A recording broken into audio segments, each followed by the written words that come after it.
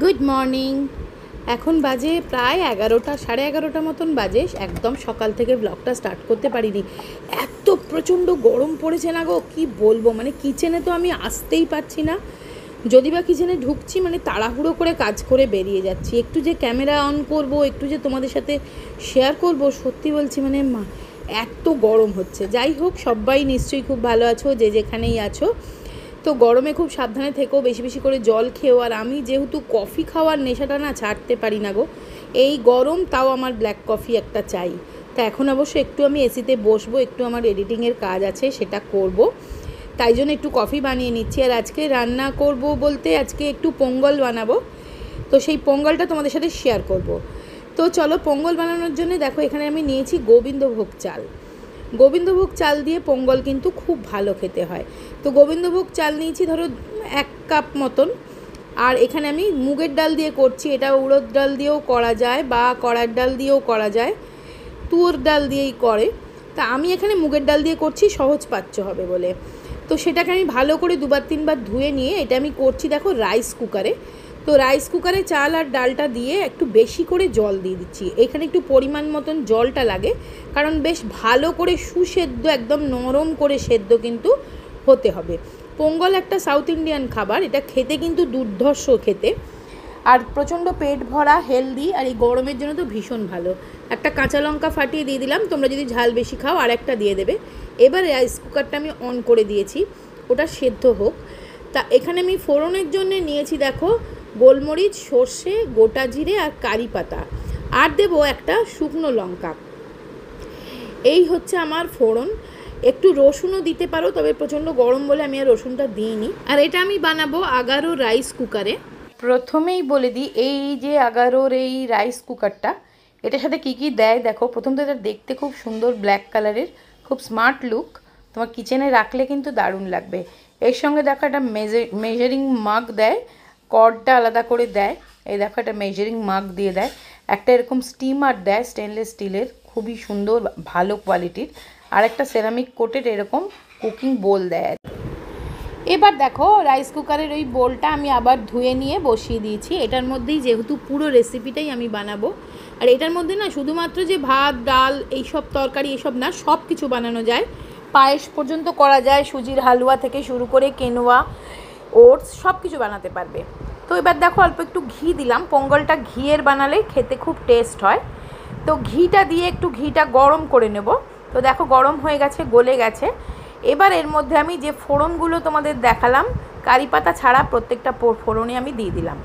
এবার এই ফোড়নগুলো যখন একটু চটপট করে উঠবে, তার জন্য একটু টাইম তো দিতে হবে। কারি পাতা দিলে না কারি পাতাটা খুব তাড়াতাড়ি পুড়ে যায়, ওই জন্য কারি পাতাটা একটু পরে দেবো। জাস্ট এই ফোড়নগুলো, জিরের বেশ গন্ধটা একটু যেই এসে যাবে, দেখো এটা আমি অফ করে দিলাম, বন্ধ করলাম, তাতে জিরের গন্ধটা বেশ উঠলে আমি কারি পাতাগুলো দিয়ে দিলাম।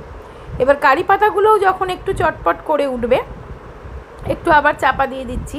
রাইস কুকারে কিন্তু খুব মানে নির্ঝঞ্ঝাটে খুব তাড়াতাড়ি সুন্দরভাবে রান্নাটা হয়ে যায়। তো দেখো কারি পাতাগুলোও আমার চটপট করছে যখন বেশ, তখন আমি ওই যে আগে থেকে সিদ্ধ করে রেখেছিলাম মুগের ডাল আর ভাতটা, সেইটা আমি এখানে দিয়ে দিচ্ছি। দেখো এটা একদম গলা গলা হয়ে সিদ্ধ হয়ে গেছে। এটাকে এবার এখানে আমি দিয়ে ফোড়ন দিয়ে একটুখানি জাস্ট মিক্স করে নিচ্ছি। এটা খেতে কিন্তু দুর্দান্ত হয়, একবার বানিয়ে দেখো। আর গোলমরিচ, গোটা গোলমরিচটা কিন্তু অবশ্যই দেবে, এই গোটা গোলমরিচের স্বাদটা না এখানে খুব ভালো হয় খেতে। এবার এটাকে জাস্ট একটু টাইম দিলাম, একটু বন্ধ করে দিচ্ছি যাতে ফোড়নের সাথে বেশ এটা মিশে যায়।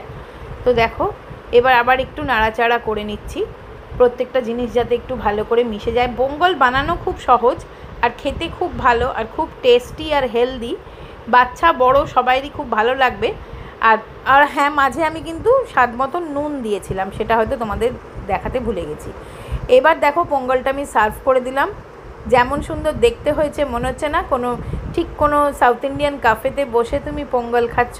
এটা একবার বাড়িতে বানিয়ে দেখো, খুব ভালো খেতে হবে আর খুব হেলদি, খুব সহজে এই গরমে বানানো যাবে।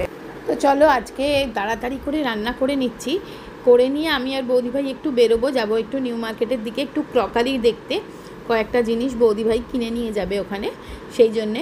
তো তাই জন্য দেখো না, ঝুমাকেও বলেছিলাম একটু তাড়াতাড়ি চলে আসতে। তো একটু আমরা খেয়ে দিয়েই বেরোবো, ভাত খেয়ে বেরোবো। তা ভাত বেশি কিছু রান্না করছি না, শুধুমাত্র চিংড়ি মাছ করছি।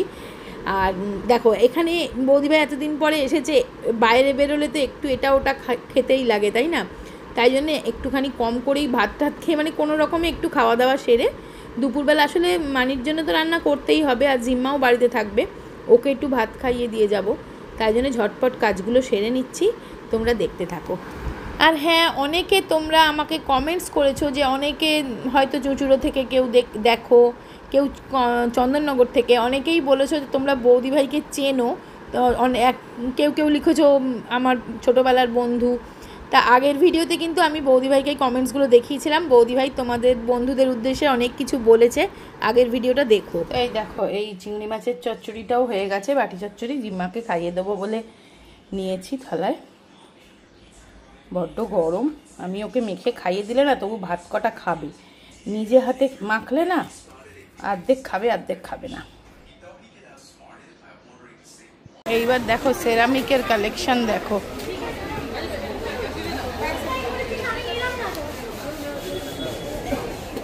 দাদা এই কেটলিগুলোর কি দাম আছে? 400।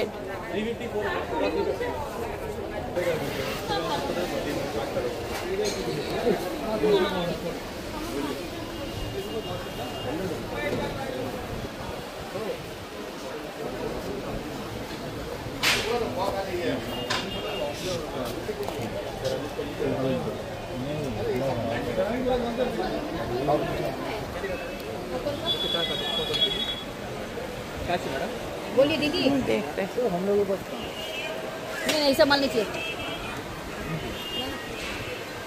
এগুলো কোস্টার, সুন্দর দেখতে। এইগুলোর কি দাম আছে দাদা? 650 দুটো? একটা। এই ছোটটা? হ্যাঁ, এটা কাঁচের?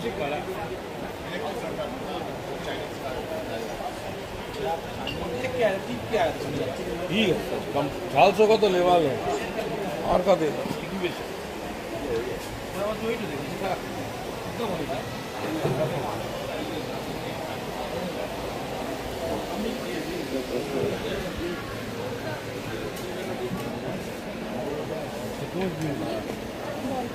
बोलिए मैडम क्या चाहिए?